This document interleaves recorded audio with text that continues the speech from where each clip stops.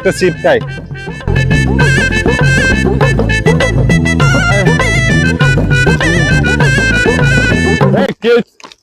কি হয়েছে রে? কি হয়েছে? কি হয়েছে?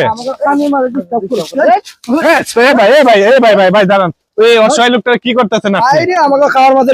আরে ভাই ও মানুষ না, আরে ভাই ও মানুষ না, ও একটা মানুষ না। কি হয়েছে ভাই, তোমার কি হয়েছে? কি ভাই খুব ক্ষুধা আমার কি হয়েছে তোমার?